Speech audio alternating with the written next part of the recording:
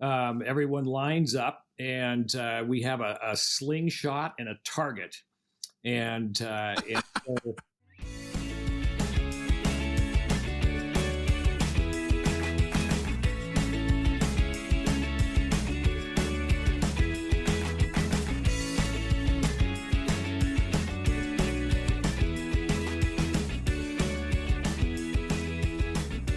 welcome to the Exploring Washington State podcast. Here's your host, Scott Cowan. Well, welcome to this episode of the Exploring Washington State podcast. My guest today is Brad Shaffer. Brad is the market manager for the Chewelah Farmers Market.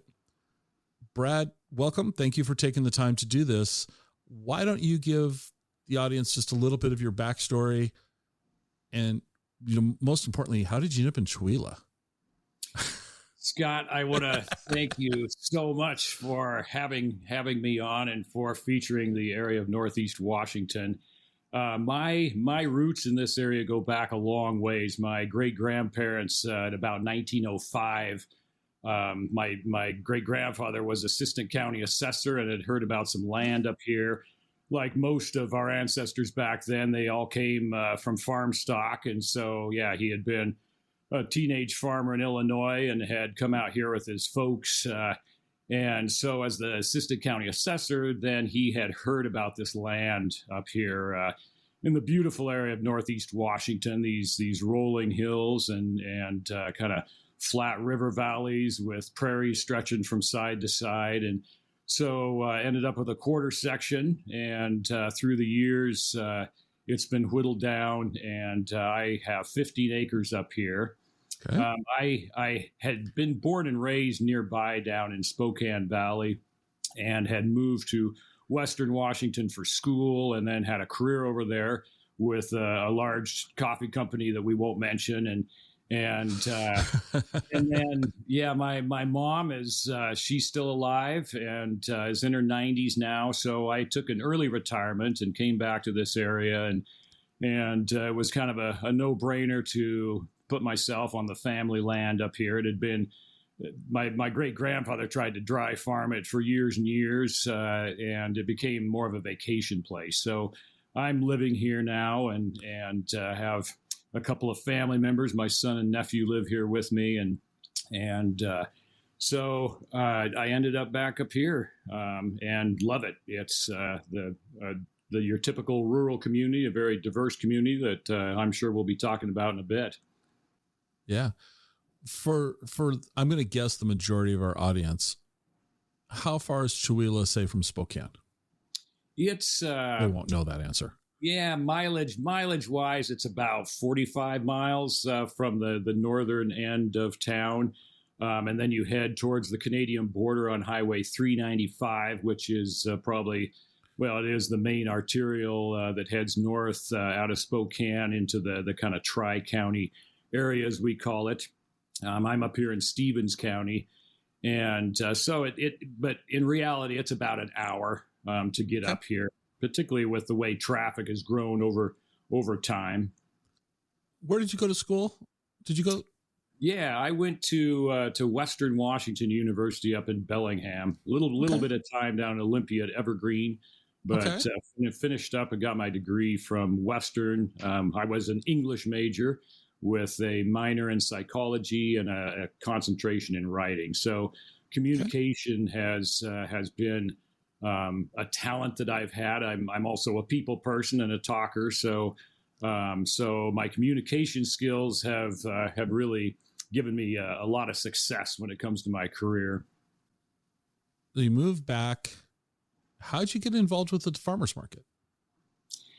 So I've always, I had a corporate job working in the legal area, and I needed a creative option. And I've always been fascinated with wood and construction. I had, of course, before I had my career at Starbucks, we were going to mention them. Remember, we were going to keep that on the down low, but you spoiled it. You can always bleep that out. We'll leave that in because everyone knows I work there too, so it's okay. And So anyway, I love working with wood. So me and a buddy, we formed a little, I guess you could call it a company, and we called it Waits Lake Rustic because I live on the shores of Waits Lake, and we did kind of stick furniture, log furniture that you put together, and so I started vending when I moved up here. I thought, hey, it's kind of a no-brainer. I got 15 acres full of beautiful timber, and so started building rustic furniture, and told my buddy, hey, it's let's do the farmers market. So we joined the farmers market, and I vended there for a couple of years and did I guess I volunteered for the board because I would say the vast majority, I only know of one privately owned farmers market, but the vast majority are nonprofits supported by the community. And if you know the structure of nonprofits, you have to have boards. And so I joined the board, and I was going to become the secretary to the board, but I did a gig.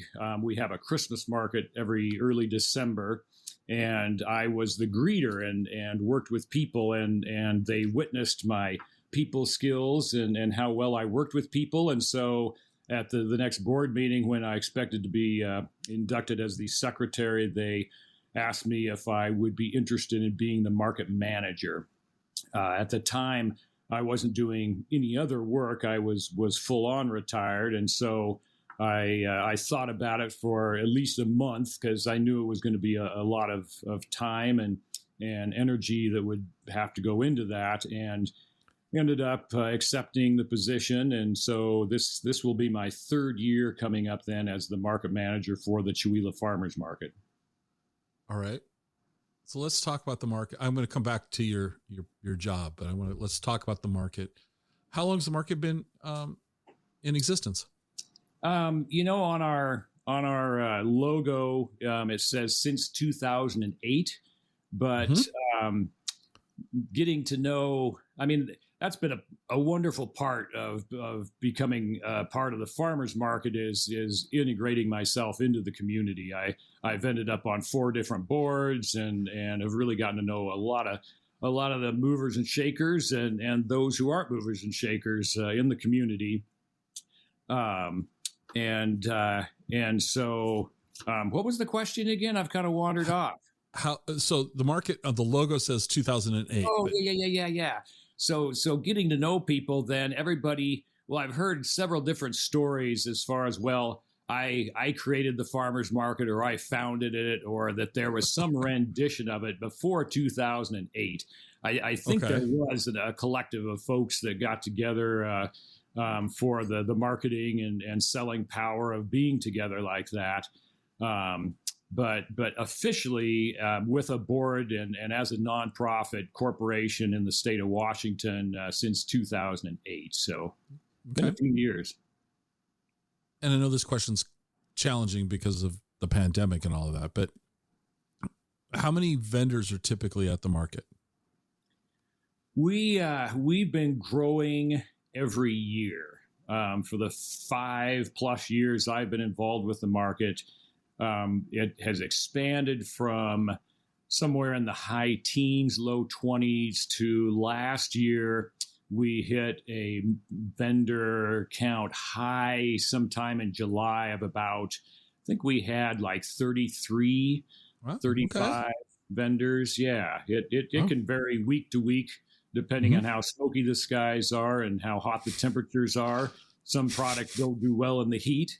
And some folks, have issues where they can't sit in the smoke. So, so Wenatchee during the summer we get hot. You get hot there too.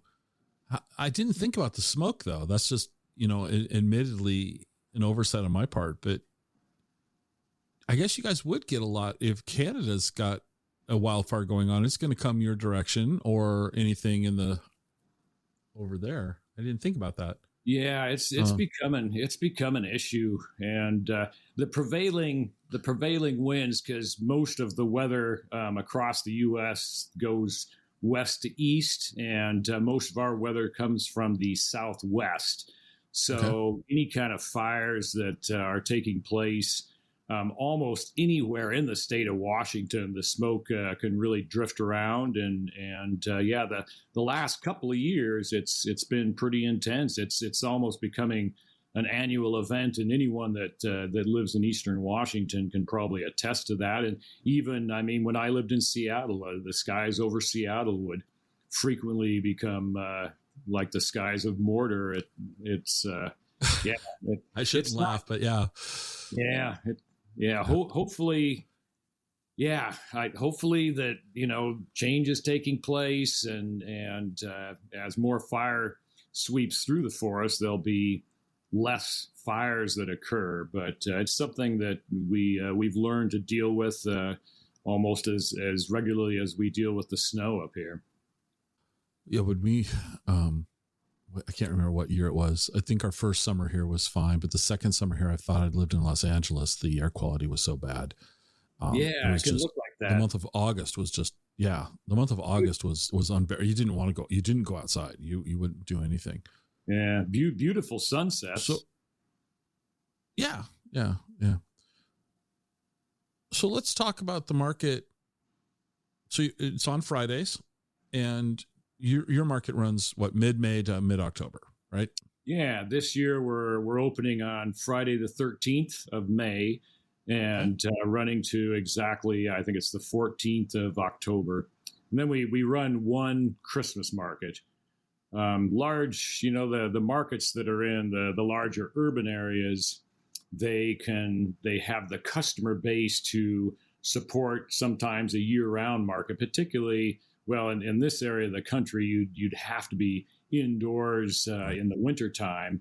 And so there's at least a couple of indoor markets down in the Spokane area that if they're not year-round, they're trying to go year-round. They have like holiday markets, Christmas markets that Waits Lake Rustic has participated in. Okay. So first off, in May, how do your vendors change throughout the season? So, that is an excellent question. We start out, because I talk about a market high of vendors around 35. We start out the market usually in the low 20s. We'll have 20 to 25 vendors.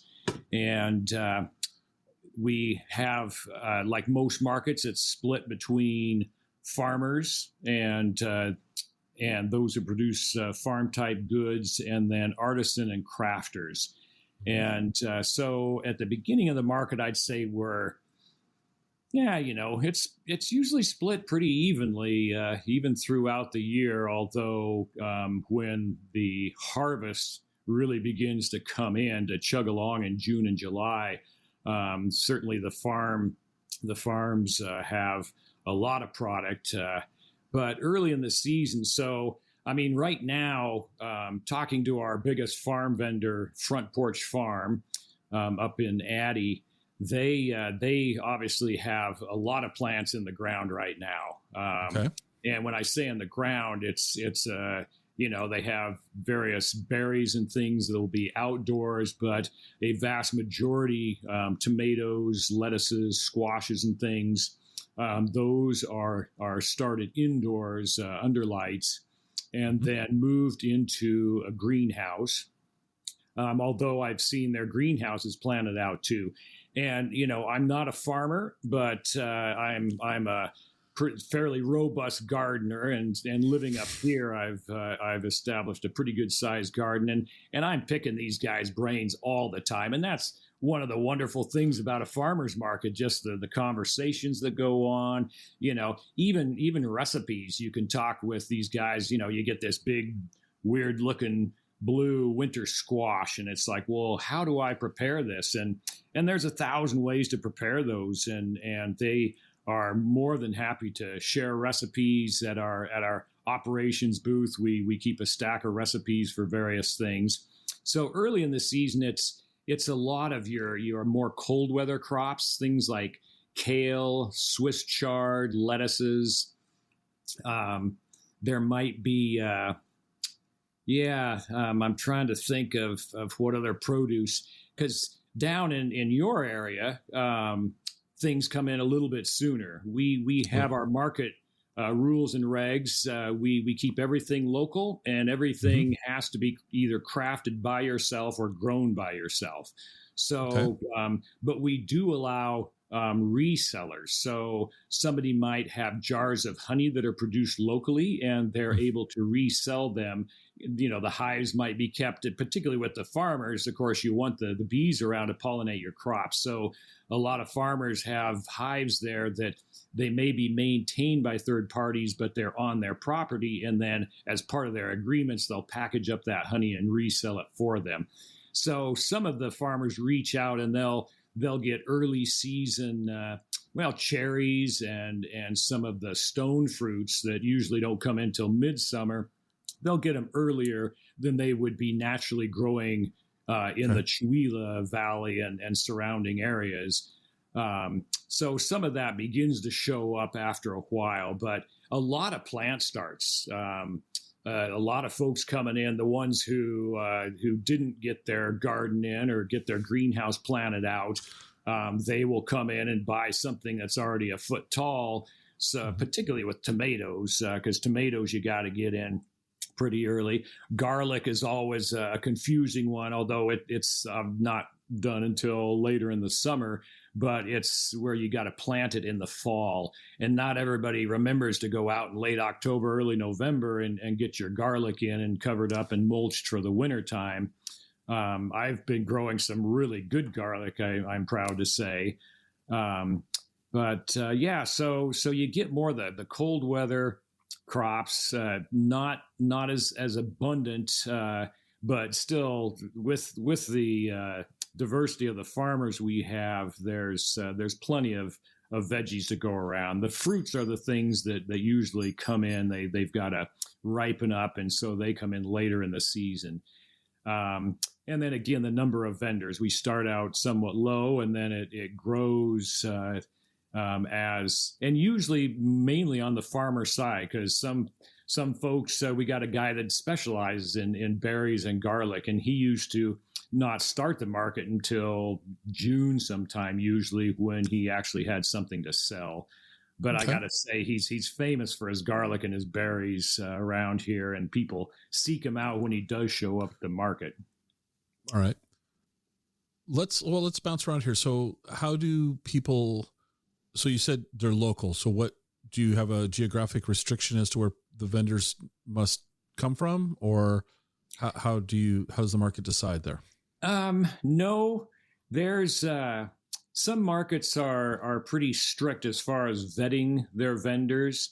We, obviously, no, it has to be produced by yourself. It can be a packaged product, but it needs to be packaged by you, or be a product that inside the package is something that you grew or created.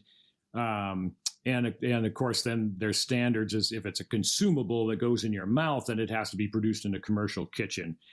Okay. And so where the vendor is from doesn't matter, but they have to travel every Friday to get to Chewelah to be able to sell this produce. So and if they're growing it on their own land, well, then they're within that 200-mile restriction. Basically, pretty much anything east of the Cascades is acceptable to us. But we have vendors that come from near the Idaho border. We have vendors that come from close to the Canadian border.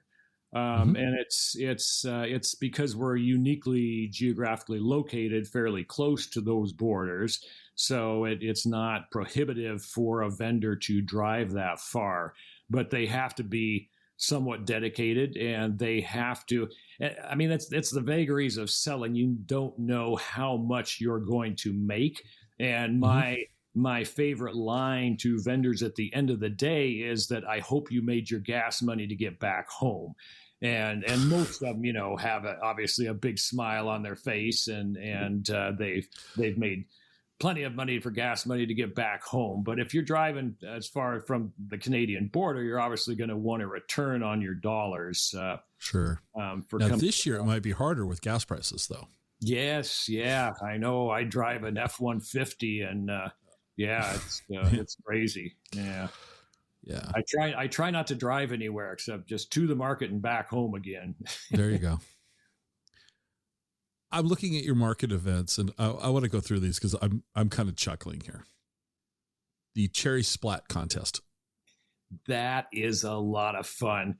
Those days, I really like to shine on those days. I'm a perpetually optimistic and happy person. And on those days, that kind of ramps up. And so the cherry splat is, it's the advent of the cherry season. So to celebrate, because cherries, I assume they're super popular everywhere. I don't know anyone who wouldn't like a fresh cherry. So when the cherry crop comes in, and we time that event with that, we have then a contest where folks can sign up during the day. And then at a particular time in the afternoon, and it's probably on our website. I don't have that in front of me, but 2:00. 2:00 in the afternoon. Then everyone lines up, and we have a slingshot and a target. And so, yeah, folks, depending, we have different age categories because we want the 4-year-olds not to have to compete with mom and dad. So depending on your age, you stand at a particular distance from the target, and then use the slingshot to hurl the cherry at this, usually a white target, and it splats, and then you mark that, and then we have various prizes that we hand out for those for the winners, whoever gets closest to the bullseye, and usually it's a collection. I mean, I can't say enough about my vendors and how much I love the market, because I'll go around at the beginning of the day and just ask for donations for the prizes for the cherry splat, and come back with baskets full of soaps and lotions and fruits and veggies and cheeses and all sorts of delicious things. So it's a lot of fun. People just really enjoy it, and I really enjoy being the MC for that. All right, so you're the MC, okay. Oh, yeah. Are you the MC for the Zucchini Regatta? Yes, I am. And that's another fun one, obviously, again. So it's so cool to work for a farmer's market. It's timed then with the influx of zucchinis out of everyone's garden.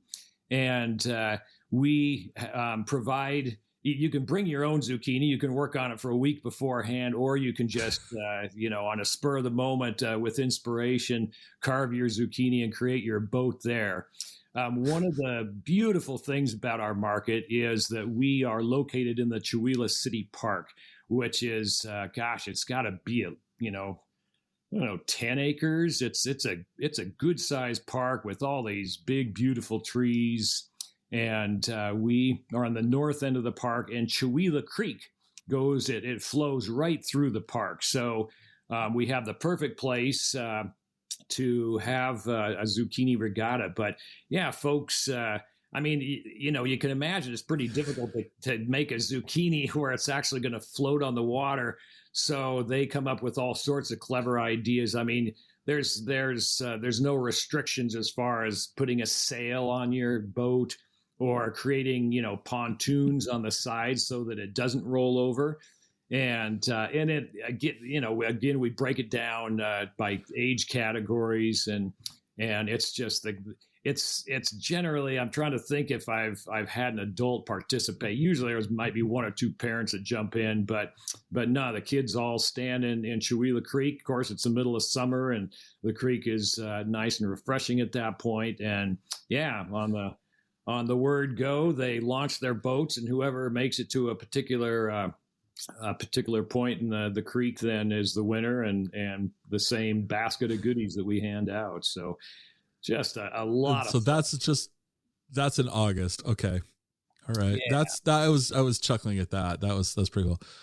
So I'm wondering if you have a spin on your apple pie eating contest, because all it says here is, "Are you the next winner?" Which is pretty vague. Like, Yeah. are you blindfolded? You know what? Yeah. No, so we provide the apple pies, and it's Okay. just your traditional. That's a thought. Blindfolded would make it even harder, but it's the hands behind the back, the piece of pie in front of Okay. you, and some people think it's slightly on the messy. I won't say disgusting side, but it's and we have all sorts of kids and adults, and it's a very mixed group that usually sits down at the table for eating these apple pies. But yeah, it's you have to have your plate clean enough where if you lift it in the air, not too much falls off of it, and so yeah, it's usually half of it's on people's faces and half of it's in their stomachs. So it's a lot of fun. I don't think I think of the fairs I've been to and whatnot, if I've ever been to an apple or pie eating contest outside of the Chewelah Farmers Market, and I can't think of one I've witnessed live. So now, just another fun event that the kids, it's we're really family and kid oriented. It's easy going, beautiful sunny days in Chewelah, and there's nothing bad about it. So that's a lot of fun. And you wrap up the season. This one cracked me up too, because it seems so obvious and I've never thought of it before until I read it. It was like, oh, that's brilliant. Pumpkin bowling. Yes. So in October, we're going to go bowling with pumpkins. That is a lot of fun also. Again, timed with the come to think of it, all four events that you brought up are timed with particular crops, because the apple pie eating obviously with the apple crops. So yeah, the pumpkins come in, and usually the last market day we have our pumpkin bowling competition. We've got 9 pins that we set up, and then I don't know. I think probably the roundest pumpkins do the best. And you can we provide a collection of pumpkins, or you can bring your own pumpkin. Perhaps you've grown one and made sure it's nice and round. And of course you can bust the stem off and whatnot. But yeah, it's age categories, and you want to use a pumpkin big enough to actually, because these are actual bowling lane pins, so they're decently heavy, and so you want to knock down as many as possible, and 3 rolls and see if you get a strike or not. So historically speaking, are people drilling holes in the pumpkin to put their fingers in it like a bowling ball, or what are they? No, that's a thought. I mean, they you can do that if you want, but usually they just they cup it and just throw it like that. And how far are the pins away from where we're rolling these from? For the very young set, I think it was like 8 to 10 feet, and then I don't think we go further than 15 feet, because as you can imagine, unless you practice a lot, you're not going to get a pumpkin to roll very straight. So. So which is good, and you can't throw it; it actually has to roll on the ground. But good. Okay, time. So are you like? Do you have straw bales or something to keep it in a lane, or you just these go randomly wherever? No, we don't have those bumper guards or anything. Nope, it can go wherever. So I could that would be kind of comical to watch. I think that would be. All of those events are just a lot of fun, and we like to keep it that way. That's why we have them. Another big event that isn't necessarily on that. It's the Cherry Splat and 4th of July are somewhat in conjunction, because on the 4th of July we have a very traditional small town 4th of July celebration. This coming year, our new mayor, Greg McCunn, is going to be there as our featured speaker. We usually have someone who has served in the military. Last year, we had a complete reading of the Declaration of Independence put on by a class. We set up a stage. We have music playing there, and again, another great event that really draws people in at pretty much the height of our season. July and August are really the busiest month. Mm-hmm. So give me some examples of types of vendors that I'm going to see there throughout the season. Like you mentioned root vegetables, and we're going to have fruit and all that. What else? But you said a word that it seems to me that farmers markets should have more of, but I'm not finding in cheese. I mean, do you have a local cheese producer that's showing up? Oh, I could go on and on about our dairy at the market. We, a couple years ago, a couple who had met in the Coast Guard and shared a love of dairy, of cows and dairy farms. Stacy and Virginia Thompson, they joined our market as a small dairy farm, and they immediately went organic. So yeah, we are extremely lucky because you won't find that at most farmers markets. You're not going to find an organic dairy, and you may not even find dairy at a farmers market. We're very lucky to have Stacy and Virginia at our market, and they run Clover Mountain Dairy and produce only whole milk. They are very much one of the most popular booths at the market, and they have over the years then experimented and gone into yogurts and cheeses. Yeah, they make a great Gouda. They do a pepper jack. I'm trying to think if they've done some cheddars. Their yogurt is pretty spectacular, and then their milk is great too. It comes in glass bottles, and they have these wooden carriers that their customers use. And so, yeah, folks, every week people will be showing up and get several gallons of their milk and some of their cheeses. We're extremely lucky to have them there. I'd like to expound a little bit more about them. In the early 60s in this area, there were literally hundreds of small dairy farms. Like a lot of farming over the last 60, 70 years, big agriculture has come in and sort of taken over the industries. And so we have Dairy Gold in this area that consumed or subsumed, I don't know what word I'm looking for, a lot of the dairy in the area. And there's, where there were, 200 or 300 small dairy farms back in the early 60s. I think for some reason there's a lot of data from like 63 or 64. Now we're down to about 8 small dairies, and small being, 100, 150 cows, down to Clover Mountain, which they've got. Well, it varies because they got calves on the way, and they've been growing their herd. And I think they have 5 or 6 cows now that are milk producing, and I think they've got 3 or 4 calves on the way. So I'm looking forward to those being born, because that's when they'll start lactating again, and the milk will start flowing again.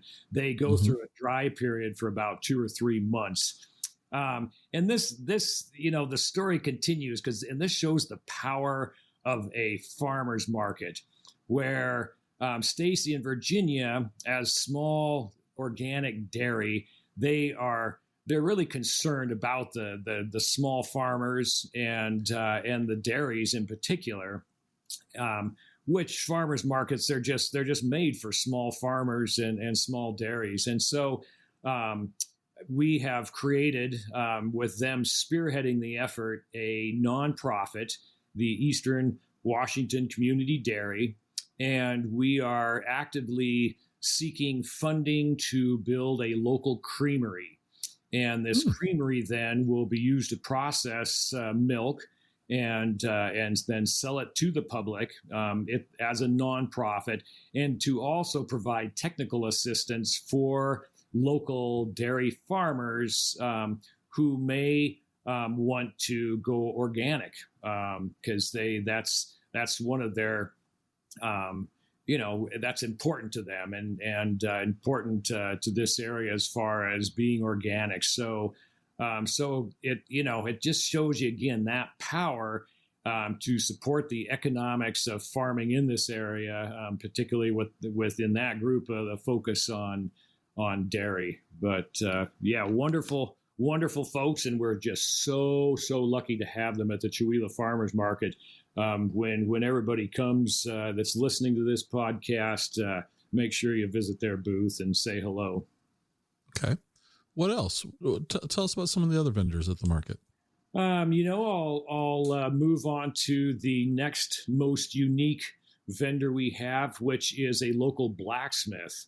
As I've integrated into the area, it is, now that I know the area, it's not surprising, but it surprised me how many metal workers there were up here. And John Huffstetter, the blacksmith who runs Quailside Forge, he's been at the market for many years, and I was happy to see his application come in recently. He's going to be with us again this year.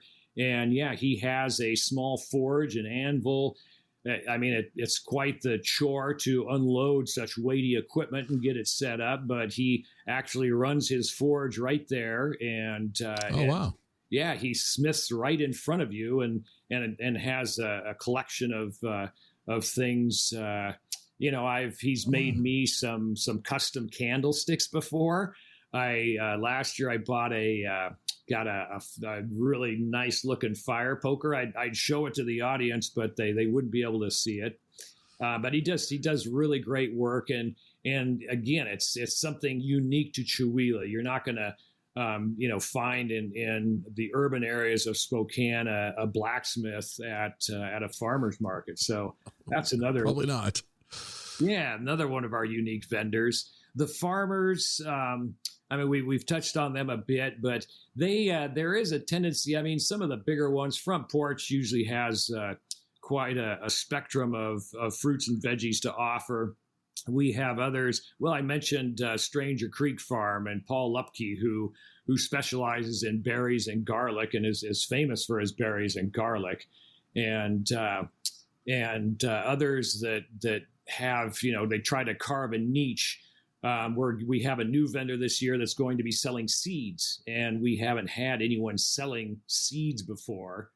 And then another excellent vendor that we are so lucky to have is a vendor called the Bread Box. They run a bakery in Chewelah, obviously called the Bread Box, and they set up at our market, and they have all sorts of amazing baked goods. Their pies are incredible. I've consumed many of those. I mean, pies, cookies, breads, pasta. I've been trying to talk them into bringing some of their spices into the market, and because you can pick them up at their store in town, but they haven't brought spices to the market. But I'm a spice guy. I love to cook. So we're super lucky to have the Bread Box, a really high-end bakery there. And then we have a vendor called Waterfall Red, who he does hand-carved wooden spoons. My kitchen is adorned with all sorts of hand-carved wooden spoons that Bob has made, and he uses all sorts of different types of wood. I bought one last year that's made out of wenge, which is it's a somewhat rare African hardwood. They make anyone who plays marimba knows that a lot of marimba keys are made out of the wenge wood. So It's gorgeous. And he carves them with the handles where you have the push-pull on the oven racks. You know, you got the hook where you can pull the rack out, and then it's kind of a heart shape, and then you can push the rack back in without using oven mitts, I guess. So there, he's popular for his wooden spoons. We have the Little Lavender Company, specializing in all things lavender, including lavender bouquets. They make both men's products and women's. So I buy a lot of soap from them. They have some lotions and body spray called Whiskey Kiss, which both my son and I, it's one of our favorites. He usually sprays up quite heavily before he goes into work. And then other vendors who also do kind of the lotion and potion stuff. Not, a few soaps, soap manufacturers. Again, everything just handmade by the vendors that you meet. And then we have some family businesses. We have this on-site pizza group family that it's called Conscious Crave. They're one of the ones who come from up near the Canadian border, drive all the way down with some pretty good sized equipment. And it's the family that does it. It's mom and dad and the kids are there. There's another family that does drinks. They do different types of lemonades, and then they also specialize in tie-dye. And it's, mom and dad and the kids, and they're very they consider it that particular booth, they consider it the kids booth. And so as far as doing, the adding and subtracting and figuring out the money and everything, the kids do it. And it's a learning experience. They're learning how to run a business, and that's great. The kind of effort it takes. And I assume they're also pocketing a little bit of the money once they've paid for their materials. We have a lot of fabric folks. We had a couple of tie-dye folks last year, that family, and then another vendor who did tie-dye. We have Wild Rose Acres, specializing in everything crocheted, everything from shawls to hats. Back to the farmers. Microgreens. I don't know how many in the audience have heard of microgreens, but they're basically just, the real baby kind of plants, and they're nutrient dense. So they're great on salads. They're great on sandwiches, and we have 2 microgreen vendors at the market, and they're both coming back this year. I think everybody's coming back. I tell you, this market's just grown and grown and grown. The pandemic has brought in, we call them pandemic expats, folks that don't want to live. Yeah, folks, they don't want to live in clustered so closely together necessarily with other humans. They want some space around them. And so quite a few folks have moved into this area. It's always been a growing area, but more so a lot of people moving into the area, particularly ones that can work remotely, web developers. And it's a surprisingly creative area. Our craft vendors are pretty high end. A lot of artists. The city itself, we've got. Well, we're one of the very few rural creative districts designated so by the Arts Commission for the state of Washington.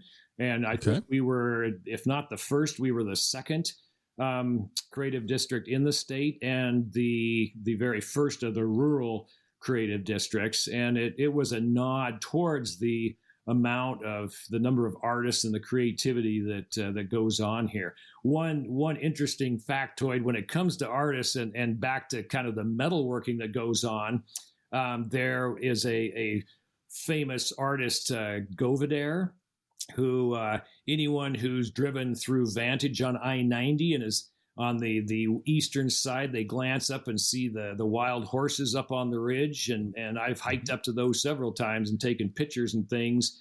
That was a Govedare piece in Spokane in the park.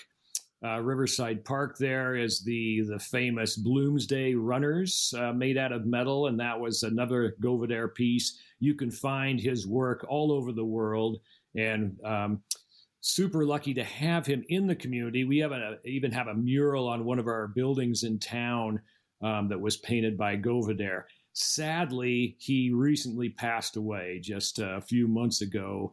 And so we lost a real great artist in the area, but his son, it sounds like he's picking up some of the work and is continuing with those artistic endeavors. So, okay. Yeah. So the market sounds amazing. And I know nothing about, here I am, the Exploring Washington State podcast. I'm going to say I know nothing about something in Washington State. And there's plenty of things I don't know anything about. So I joke, but what else? Let's go off. Let's move away from the farmers market. Tell me a little bit more about Chewelah. Yeah. Chewelah. I mean, it's been, I don't know when they consider the town having been established. We are the second largest town in the Tri-County area, which includes Ponderay, Ferry, and Stevens counties, which make up the northeast quadrant of Washington State. And Colville was formerly known as Fort Colville. If anyone I'm fascinated by the West, by the myths of the West, by the stories of the West, and of course my heart and roots are in Washington State here. So I've done a lot of reading, historical reading on the Columbia River and the development of this area, including Western Washington. And so Fort Colville has been there for a long time. I can't recall exactly when it was established, but I think at least mid 1800s, if not slightly earlier. There's stories of I'm trying to think of who the fur trapper was. He worked for Hudson Bay, but came down from the north, and he went to the Colville area. And there's a place called Kettle Falls there, which there are no more falls since Grand Coulee was built. It inundated the falls, but those falls were sort of the stopping point for a lot of the salmon coming up from the sea. They made it all the way up there, and so it was a yearly gathering spot for the native tribes, and they would spend weeks during the salmon runs. The shamans would go down to the river and watch. They wouldn't allow any kind of fishing or fish being taken out of the river until they had confirmed that enough fish had gone by to supply for future generations. And then the fishing would begin, and it was, this huge celebration, this amazing abundance of food. And so this trapper came down and was able to witness this. He meeting some of the natives. Some of them carried these coins around. And this was, I think, about 5 years, probably 1810, 1812, after Lewis and Clark had passed through. And these coins had been handed out by Lewis and Clark to the natives and been used to barter and trade. So some of the natives had those coins, which then alerted, of course, this guy was coming down from Canada, alerted him that other explorers had been in the area before he had gotten there. Because as I travel through these valleys and mountains, I try to imagine what it was like back then. But so Fort Colville was established, and it wasn't soon after as a farming town, as a resource for blacksmiths and other things. It became a bit of a hub then for the locals in what is somewhat the, I guess, southern part of this valley. I don't know if you'd call it the Colville Valley or the Chewelah Valley. I suppose if you live in Chewelah, it's the Chewelah Valley, and Colville, it's the Colville Valley. But it's a gorgeous, gorgeous drive, about 30 minutes between Colville, which sits to the north of Chewelah. And it reminds me in the fall, it used to be folks would bale their hay, and nowadays it's those big gigantic wheels of hay. And as I drive through in the fall, and it's the golden hour, and it reminds me of the south of France, and it's an area that I won't say it's waiting to be discovered, but it's because it has been discovered, and with and more people are coming here. I won't say it's crowded. I get back into Western Washington, and I don't know if it's because I've become older or just the contrast between the two, but the density and the freeways and things just can make me rather tense and anxious. And around here, it's just the human density is so much less. But gorgeous area. So yeah, Chewelah, it's been around, at least the late 1800s, and mainly as a resource extraction, growing food, farming, livestock, and then of course timber extraction and mining has been quite popular over the centuries or over the decades. We had, excuse me. There's a mine, and I'm trying to remember what they mined out of there. I think it was it bauxite, but it was during World War II. The major producers of this particular mineral, and I think it was bauxite, they happened to be on the other side of the war, and so those imports obviously weren't happening anymore. And one of the major places where this mineral exists is here in the Chewelah Valley, up in the Huckleberry Mountains. So this huge mine went in and operated for many, many years.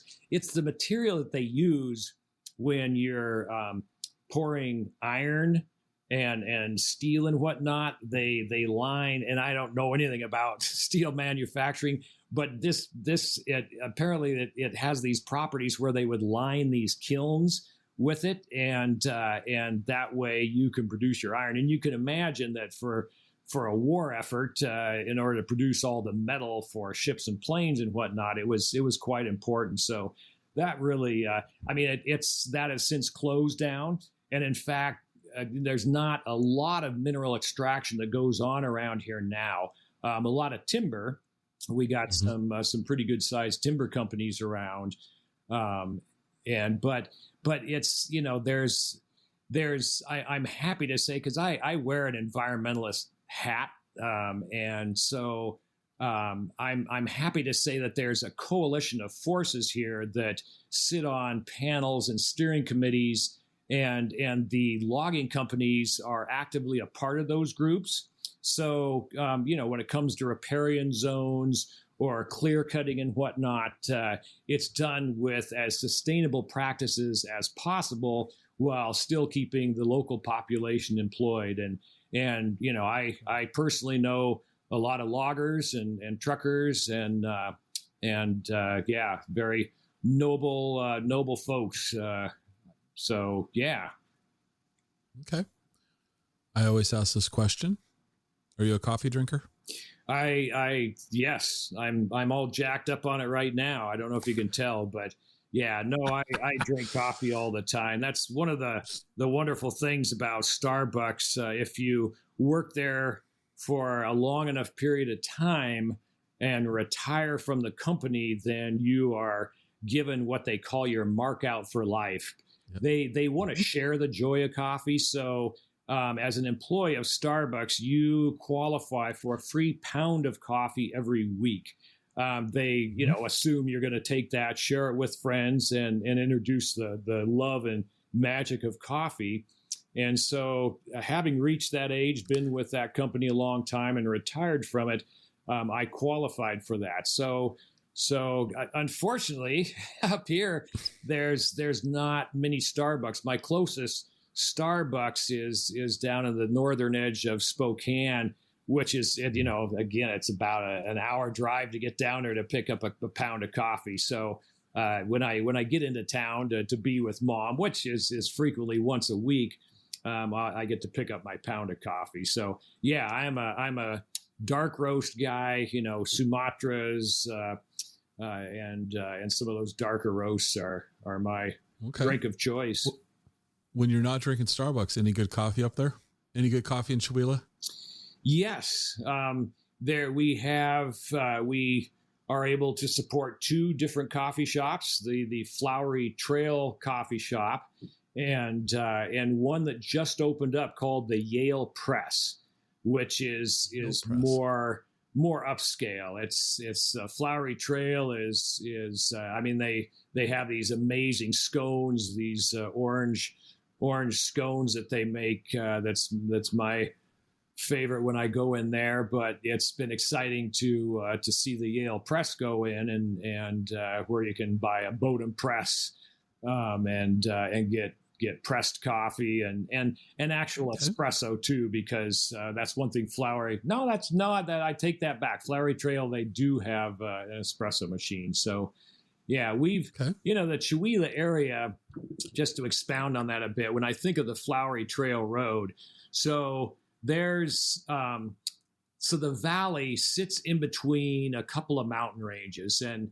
it's the Selkirks that kind of come down from northern Idaho and spread across this area, which is a mountain range that is quite a bit older than the Cascades. The Cascades are youngsters compared to the mountains here. Mountains aren't as high; they're a bit more rounded, but plenty of. They're really, you find a lot of basalt cliffs, and it's very basaltic.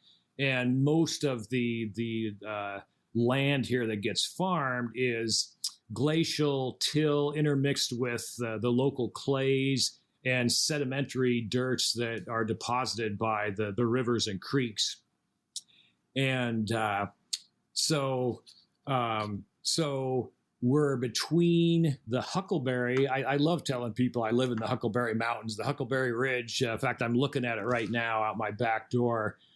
Beautiful ridge that I drive up to, and you can from the top of that ridge you can look to the west and look down and see Lake Roosevelt, which is the lake backed up behind Grand Coulee Dam. Then on the other side of Lake Roosevelt is the Kettle Range, which used to boast the only lower 48 herd of caribou, woodland caribou.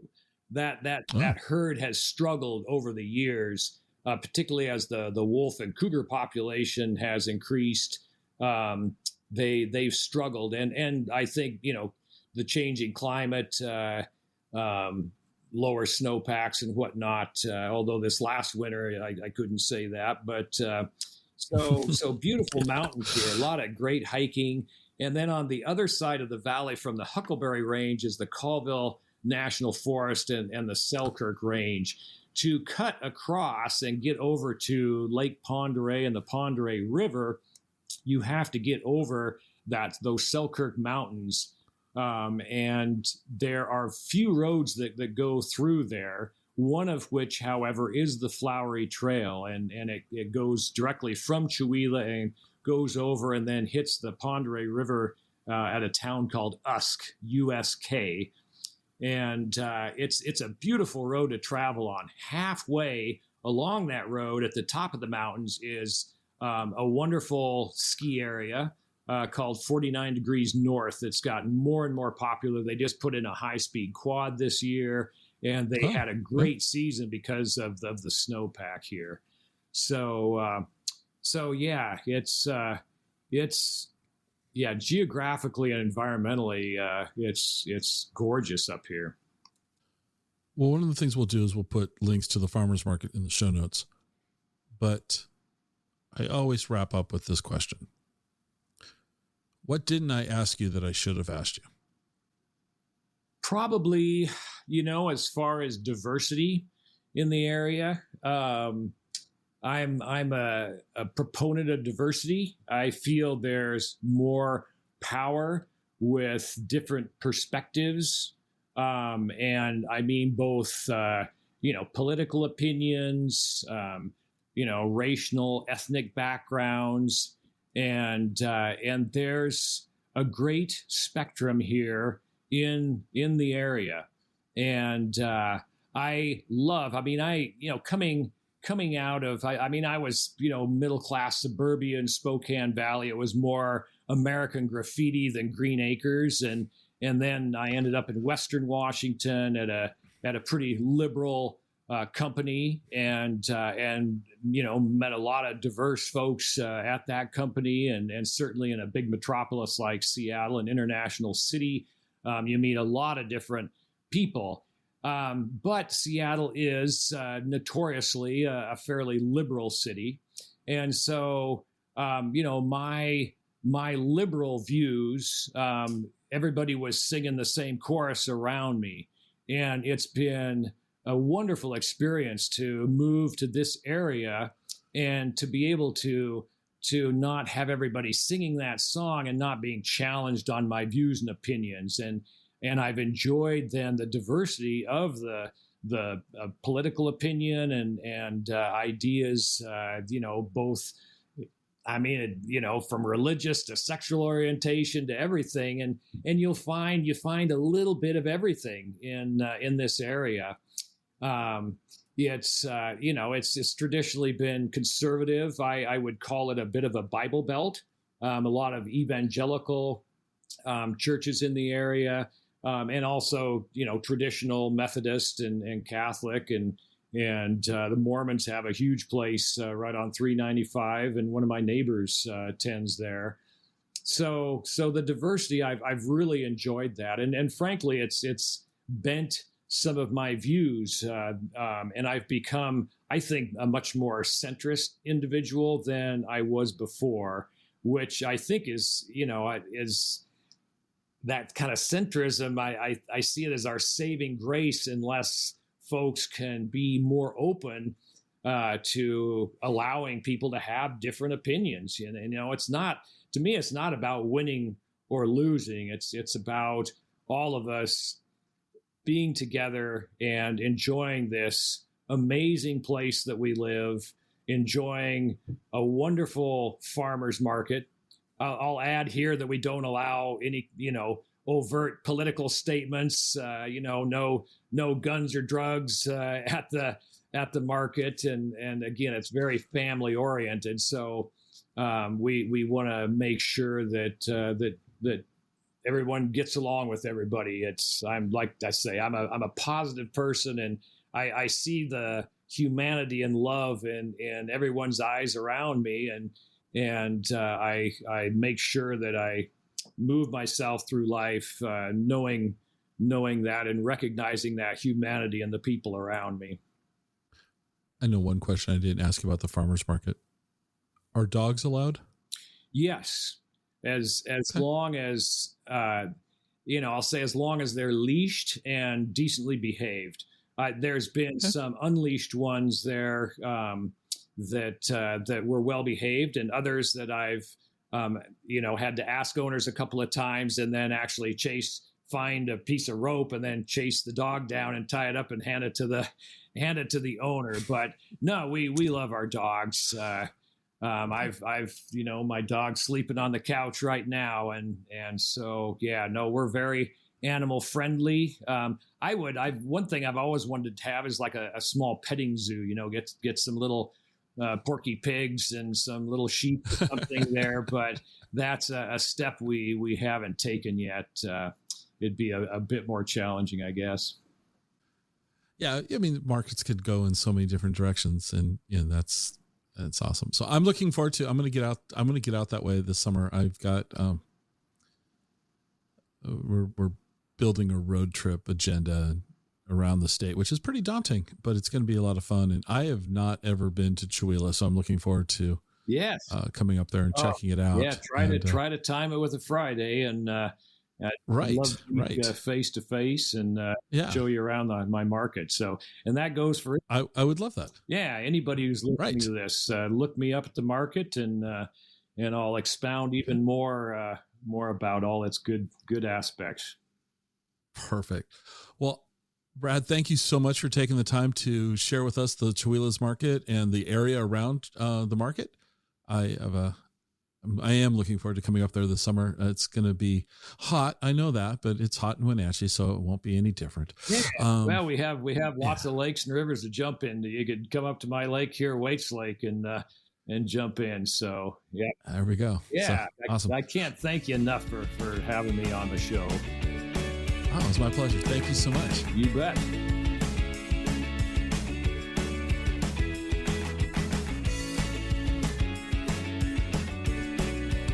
Join us next time for another episode of the Exploring Washington State podcast.